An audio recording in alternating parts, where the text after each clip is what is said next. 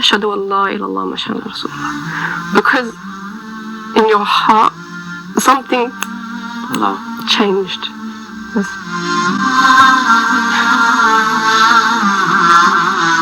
I never ever heard of Allah. Never in my family, my associates, we never heard of a Muslim. My Lord, who is merciful, who is loving, who is compassionate, who can open doors for me, and that's exactly what I found, alhamdulillah.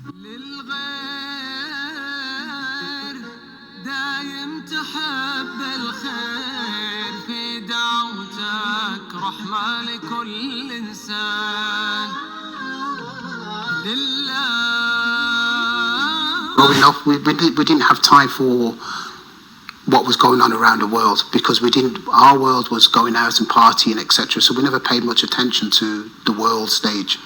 إدريس هزه اليوم الآخر وأيقظه من غفلة الجهل.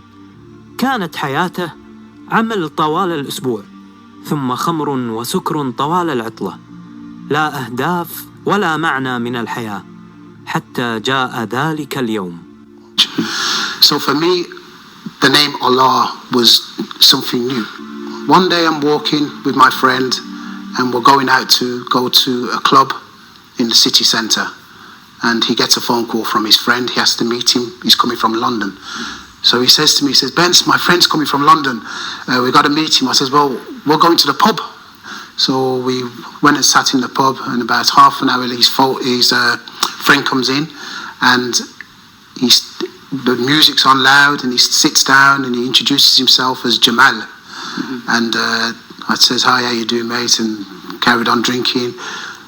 And about 5 minutes in, he says, "You know, I need to leave. I don't want to be here."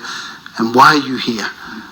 Don't you know that there's a punishment for all this, and you're going to die, and in the grave you have to answer for, and you're accountable for all your moves and your actions?" So I was listening to him, and I'm drunk. I'm drunk and I've smoked a spliff and I'm just out of it.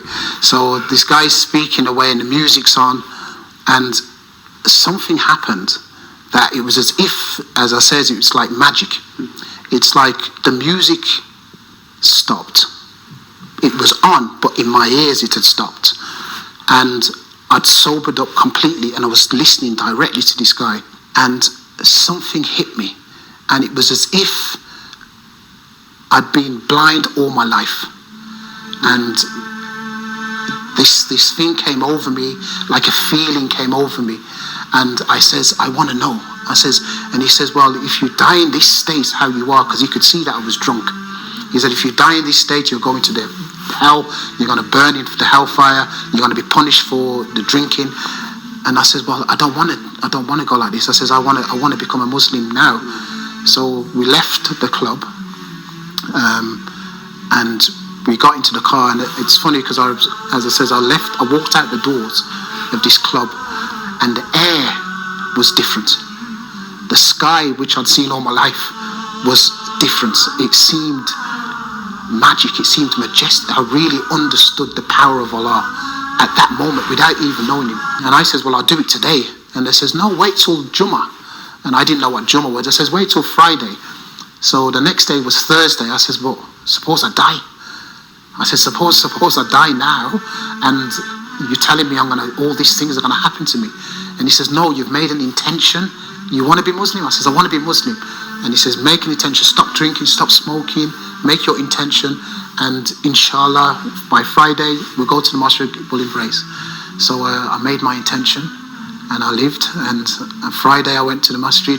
It was a Jummah day. I didn't quite know what happened. I was quite embarrassed, actually, because the imam at that time, it was at Birmingham Central Mosque. And after the khutbah and they prayed, he made an announcement on the mic, and he says, "We have a new brother."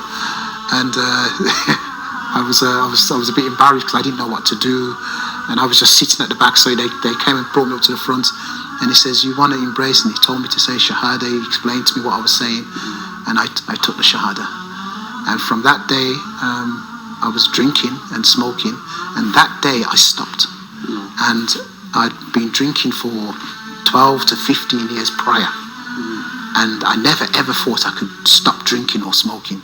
And I stopped instantly, and I've never started again. I wouldn't care how I speak and how I deal with people. Whereas Islam's taught me how to speak. It's taught me how to be clean. Mm-hmm. It's taught me how to have a wife. Mm-hmm. I never grew up with the emphasis of a wife. For me, it was instant. Everything happened in one day. I literally stopped drinking, I stopped smoking, I stopped womanizing. I actually went to the mosque with the mother of my child, and we got married within 2 days. Islam completed everything, how I look, where I walk, everything. Allah's love, Allah's mercy is, since I've come to Islam, I've recognized that before I even knew him, he knew me. Before I knew Allah, certain things happened in my life, and I used to think it was me that had saved myself, or I'd got myself out of that situation, or Allah had saved me from this. From many times I'd drinking so much that I'd wake up the next morning and I'd passed out, and I'd wake up the next morning in the club on the chair. And they say, you know, you shouldn't drink like this, and etc. And I've noticed in my life, prior to me knowing Allah, that I realized now His mercy was always with me. كلير فتاة من مدينة ريدينغ في بريطانيا أسرتها رحمة الإسلام. صامت رمضان وامتنعت عن الخمر والخنزير قبل إسلامها، وتأثرت برحمة ودعاء النبي صلى الله عليه وسلم في قصة الطائف. My friends told me that Muslims, they believe in Isa alayhi salam. And then I got a translation of the Quran in English, and I read it. I was supposed to be studying for my exams, but I was reading the Quran instead. And a lot of it made sense to me because the stories were the same.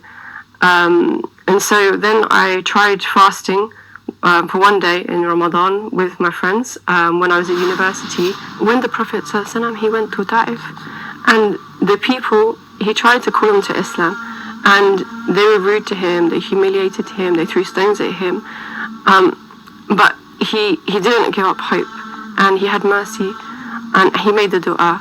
And not just that, you know, when the angel Rabi'il, he came, and they said that the angels, Allah subhanahu wa ta'ala said the angels, they can put the 2 mountains on the people of Ta'if. He said no, because maybe their children will become Muslim, they worship Allah alone. And for me, this inspires me, because when I think about this, I think someone, maybe they made dua for me before I became Muslim. And I think the people that I talk to about Islam, maybe their children, they become Muslim. And this is a great inspiration. I just thought, now I believe in Islam. So I said, okay, which way is Mecca? I looked for Mecca. Okay, I think it's this way. I said, Ashhadu an la ilallah Muhammadur Rasulullah. Because in your heart, something changed.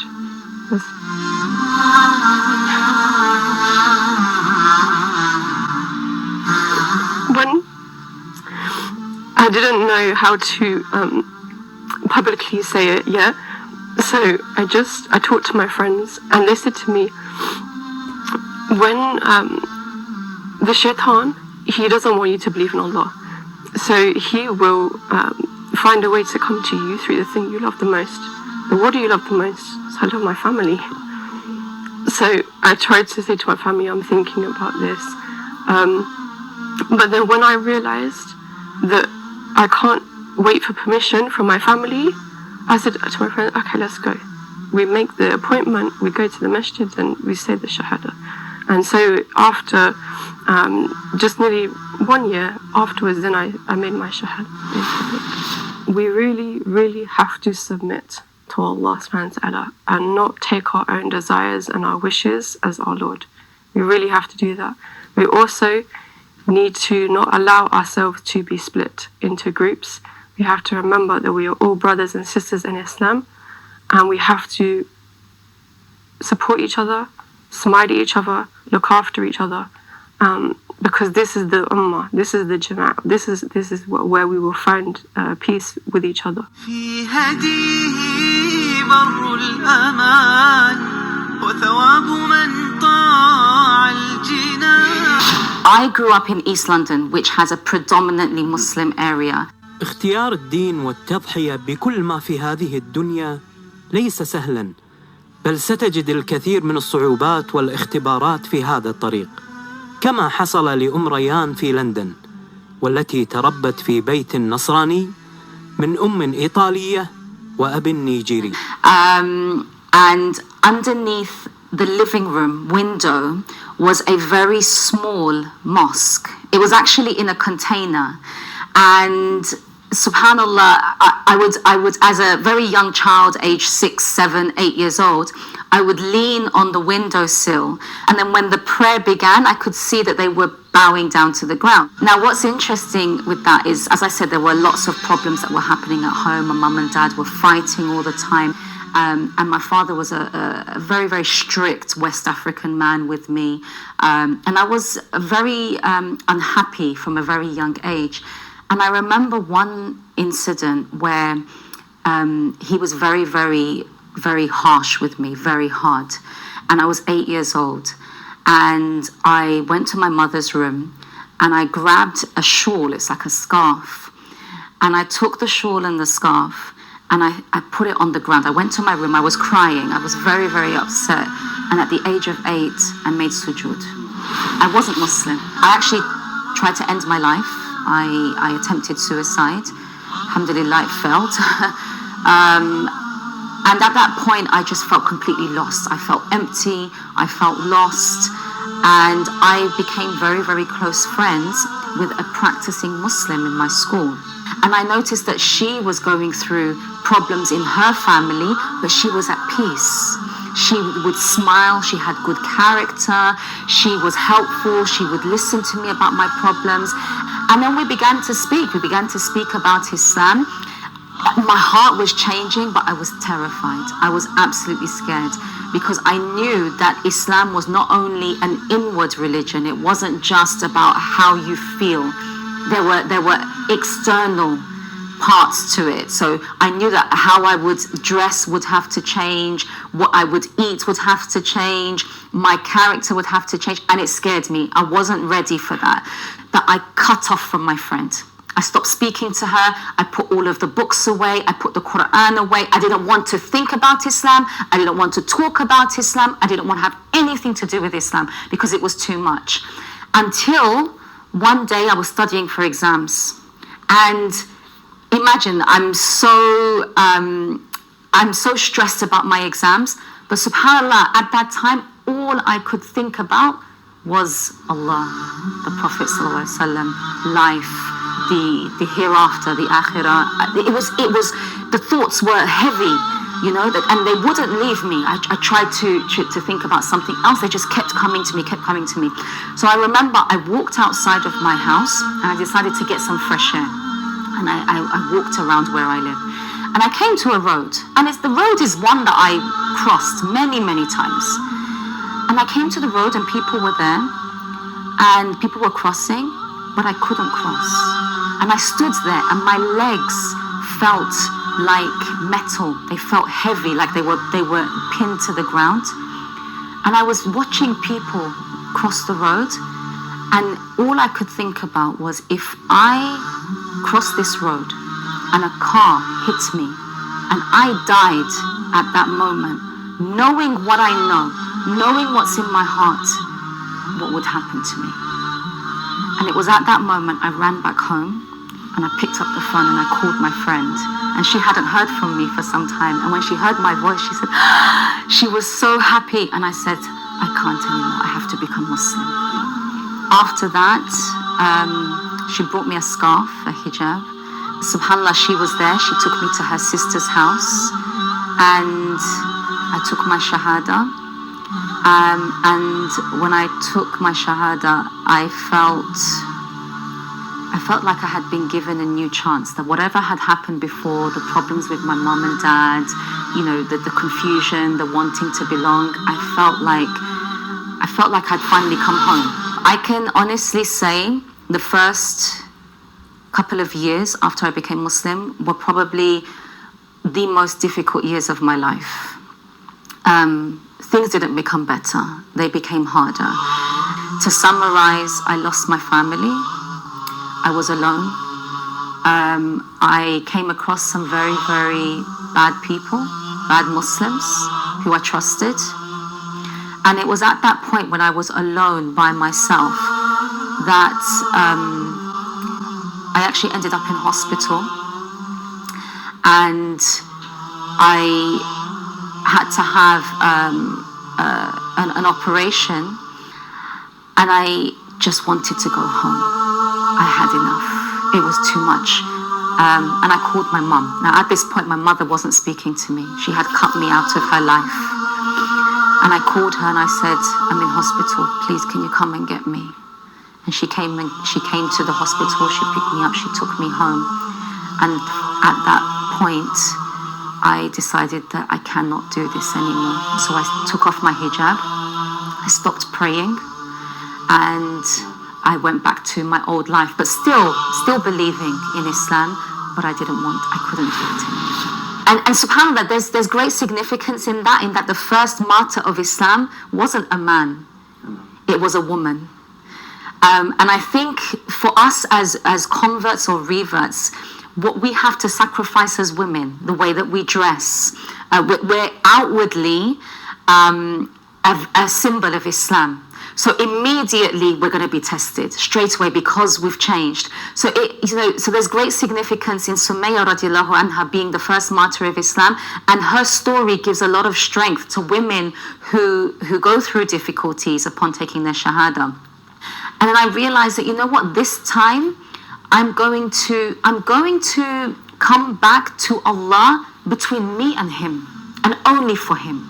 So this time, I remember I was sharing a house with some non-Muslim women, and I still had my Quran with me, subhanAllah. It was like in a box hidden away, and I took my Quran out and I was reading the translation, and I said to myself, I'm just going to read one page a day. That's it. Okay, so I wasn't praying, I wasn't wearing hijab. I'm going to read one page of Quran a day. That's all I can do at the moment. So just little steps. So that used to build up, and it's almost as though, sometimes you read the Quran and you've read these verses before, but it's like you're reading them for the first time.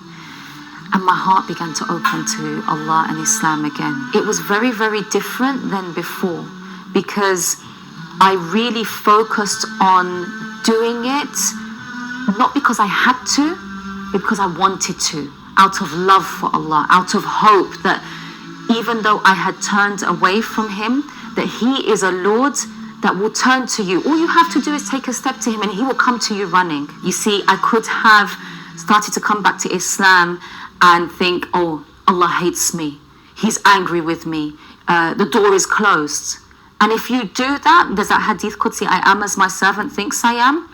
If you do that, you're going to face doors, you're going to face blocks. But I decided, no, I'm going to come back to my Lord, who is merciful, who is loving, who is compassionate, who can open doors for me. And that's exactly what I found, alhamdulillah.